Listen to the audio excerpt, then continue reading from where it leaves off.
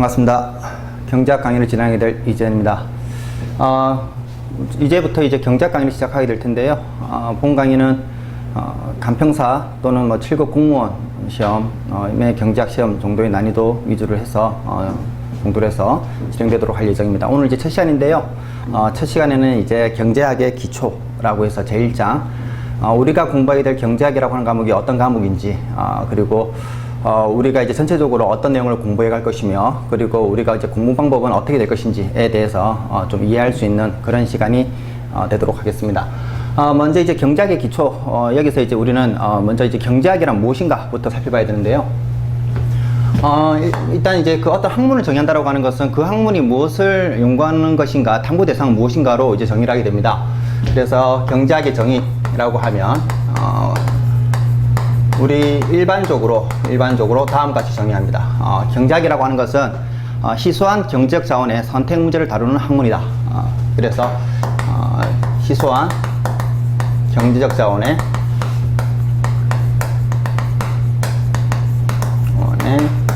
선택. 자, 이것을 연구하는 학문이다 라고 보통 정의가 되는데요. 이 안에 이제 몇 가지 키워드가 숨겨져 있죠. 첫 번째는 희소하다라고 하는 표현, 그 다음에 어떤 경제적 자원이라고 하는 표현, 마지막으로 어떤 이제 선택이라고 하는 표현. 그래서 이 세 가지 이제 보통 이제 키워드로 정의되어 있고요. 이 각각의 개념들에 대해서 이제 우리가 조금 더 살펴보면, 먼저 이제 첫 번째 희소하다라고 하는 표현, 그것은 이제 희소성의 법칙이라고 하는 말로 표현이 됩니다. 그래서 첫 번째 먼저 희소성의 법칙.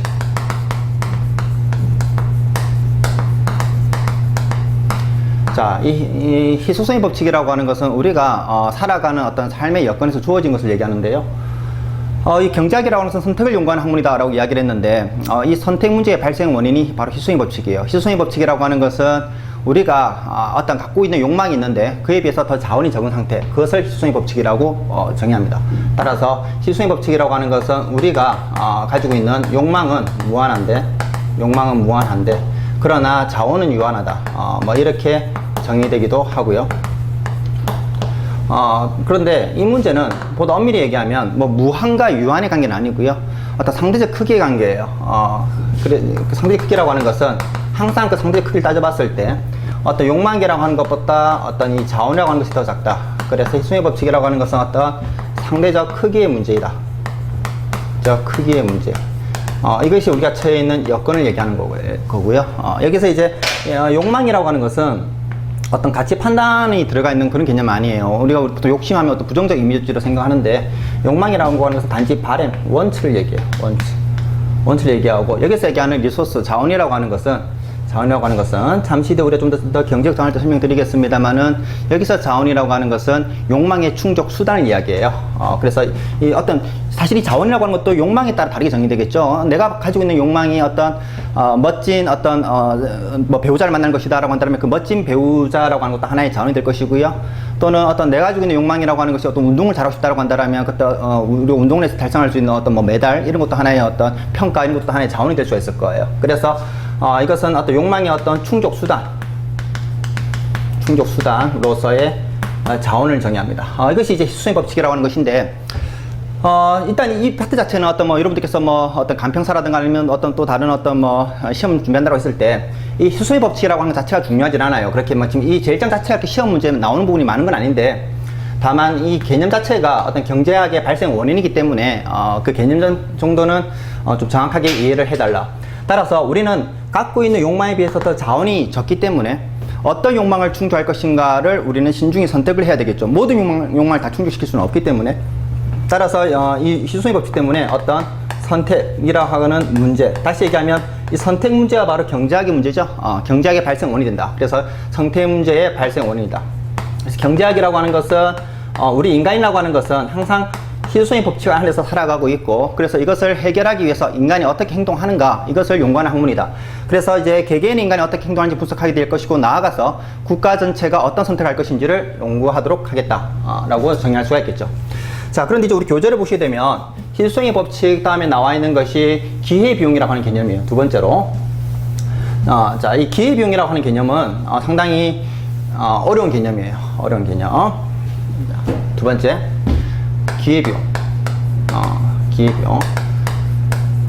자, 이 기회비용이라는 개념도 상당히 중요합니다. 상당히 기초적인 개념 중 하나인데, 원래는 얘 같은 경우에 이론적 측면에서는 어떤 내용적 측면에서 별표 3개를 해도 마땅합니다만은, 다만 이 기회비용이라는 개념은 우리가 앞으로 계속 경제학을 계속 배워 나가면서 계속 나오게 될 개념, 어떤 상황에 따라서 기회비용은 이렇게 됩니다라고 계속 설명하게 될 거예요. 더 나아가서는 나중에 이제 생산자 선택이론에서 비용 함수를 할 때 다시 한번 더 설명할 부분이기 때문에 제가 갈로로 해두도록 할게요. 별표 안에. 그래서 지금 당장 이해하려고 너무 어깨에 힘줄 필요가 없다.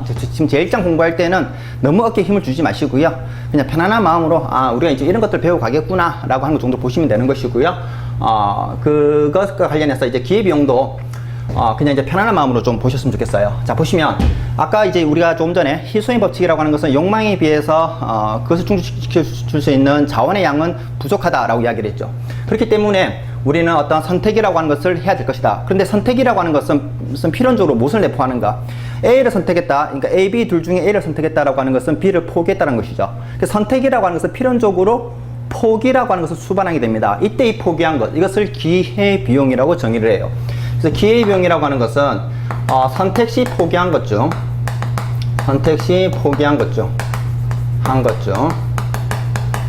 가장 가치가 큰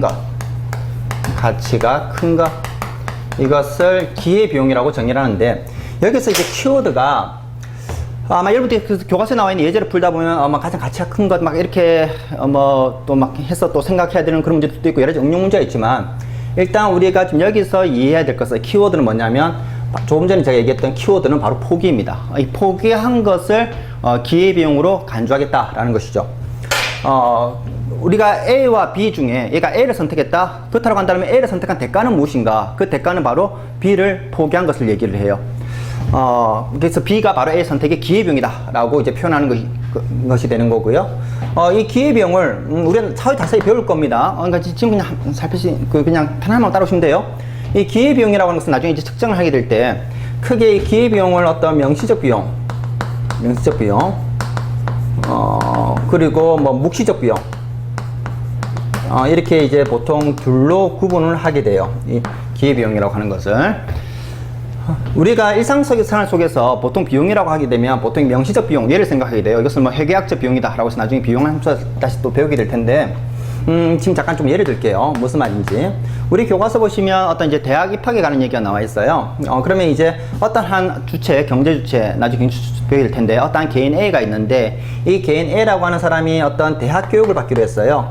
대학 교육이라고 하는 것을 선택했다 라고 한번 해봅시다. 난 대학 교육이라고 받겠어 라고 선택을 했다. 그러면 이때 이제 대학 교육을 받음에 있어서 우리가 이제 비용이라고 하는 것은 뭘 포기했는가? 그럼 대학 교육이라고 해서 공짜가 아니죠. 뭔가 이제 내가 돈을 내야 돼, 돈을 냈겠죠. 그것을 뭐 입학금 아니면 또 등록금이라고 부를 수가 있겠죠.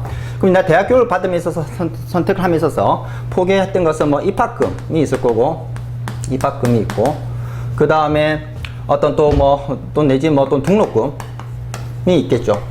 이런 것들이 내가 실제 이제 대학 교육을 받을 때 포기해야 되는, 왜냐면 내가 대학을 안 다녔으면 이 돈을 포기할 필요가 없었으니까요. 그래서 보통 이 명시적 비용이라고 하는 것은 나중에 회계학적 비용이라 얘기하는데, 얘는 보통 화폐로 나타낸 걸 얘기해요. 그냥 보통 우리 화폐를 지불한 것, 현실에서. 그래서 입학금과 등록금, 얘네들이 이제 명시적 비용이 되겠죠. 명시적 비용. 그러면 이거 왜 포기한 게 없는가? 가장 소중한 자원이 하나가 있죠. 최근에 경제에서 많이 연구하고 있는데, 바로 시간이죠, 시간. 우리에게 주어진 시간 한정되어 있는 것이죠. 그러니까 예를 들어서 내가 대학교 갔다, 입학금이 500만 원이다. 근데 대학 교육기간은 4년이다. 그러면 내가 포기한 것은 500만 원과 그리고 4년이라고 하는 기간을 포기했죠. 그래서 일반적으로 우리는 명시적 비용뿐만 아니라 묵시적 비용이 있는데, 묵시적 비용 같은 경우에는 이제 뭐 어떤 소비자 같은 경우 선택을 함에 있어서 포기해야 될 것 중에 바로 어떤 시간이 있을 거예요. 4년이라고 하는 그런 시간이요. 얘가 바로 어떤 이제 묵시적 비용입니다. 묵시적 비용. 그러면 이제 이 대학 교육을 함에 있어서 얘가 무엇을 포기했는가? 기회비용은 무엇인가? 라고 물어보게 되면, 예를 들어서 입학금과 등록금 합쳐서 이건 500만 원이라고 한번 해봅시다. 그럼 500만 원과 4년의 시간을 포기했다. 이것이 바로 기회비용이다. 라고 이렇게 표현하면 되는 거예요.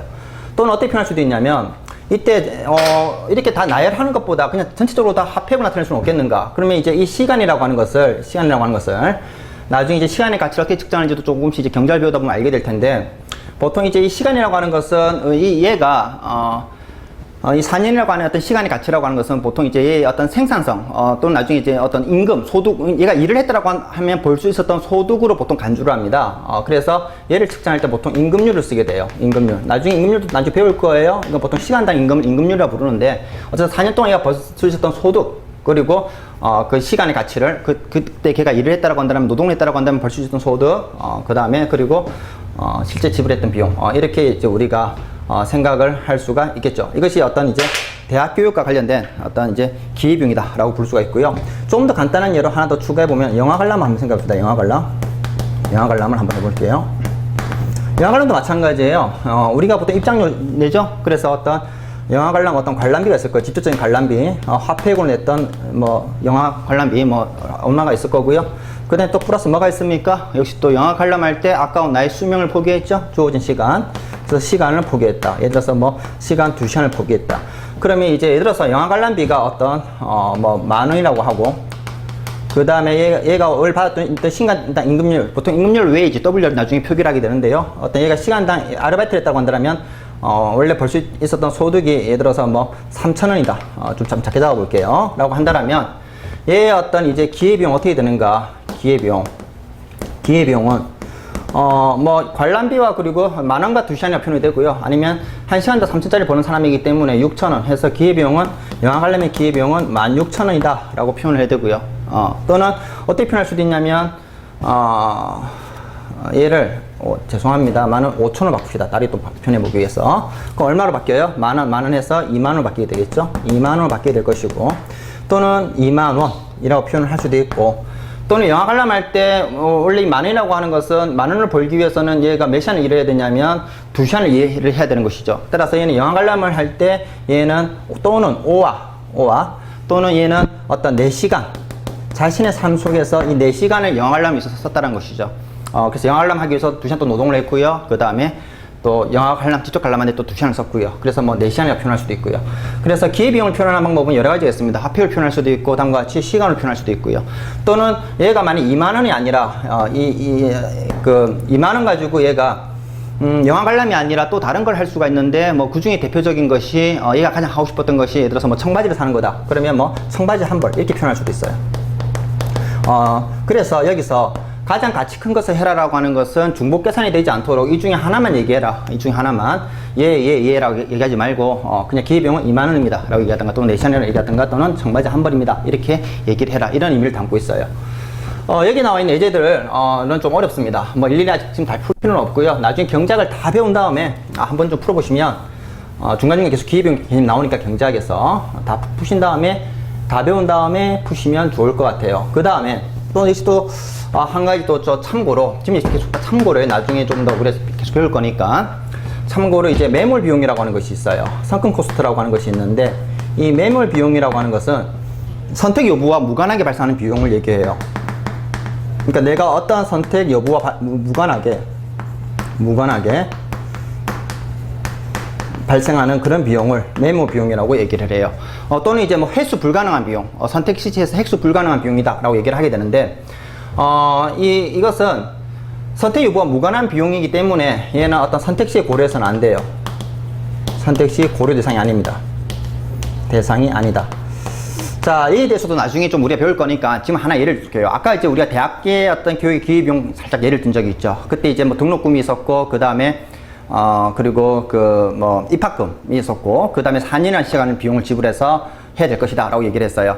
그래서 어쨌든 이제 대학에 대해서 이제 등록을 했어요. 등록을 했는데 이제 대학교 1학년을 맞추고 보니까 별로 대학 교육이 나하고 안 맞아요. 그래서 이제 자퇴를 해야 되는데 라고 생각할 때, 자퇴할까 말까 라고 생각을 할 때, 이때 내가 이제 앞으로 자퇴할까 말까와 관련 없이 횟수가 불가능한 비용이 있어요. 그래서 뭐냐면 등록금이 있었죠. 대학교 등록금은 자퇴한다고 돌려주지 않으니까, 입학금이죠. 입학금은 자퇴한다고 해서 돌려주지 않으니까 입학금은 이제 일종의 메모 비용이 될 것이고요. 그 다음에 이미 1년이라는 시간이 이미 버렸죠. 그래서 내가 지금 자퇴를 한다고 해서 다시 1년 회춘하는 건 아니잖아요. 그래서 예를 들어서 이미 벌인 1년이라든가 이미 벌인 등록금은 매몰 비용. 얘는 이제 앞으로 선택 여부 관련 없고, 내가 앞으로 이제 자퇴할까 말까 관련 있을 때 발생할 수 있는 이제 비용이라고 하는 것은 다음 학기 등록금, 남은 등록금, 그리고 남아있는 어떤 3년이라고 하는 시간, 그런 것들이 대학 교육에 대한 기회비용이 되겠죠. 어떤 대학이라고 하는 학교에 대한 어떤 기회비용이라고 부를 수가 있을 겁니다. 따라서 이 매몰 비용이라고 하는 것은 선택 여부와 관련 없이 발생하는 비용으로서 어떤 이제 우리가 선택식 고려 대상이 아니다. 그러니까 A를 선택하든 B를 선택하든 또 어떤 상관없이 비용이 발생한다고 한다면 이것은 매몰 비용, 선택 여부와 전혀 무관한 비용이다라고 이렇게 볼 수가 있습니다.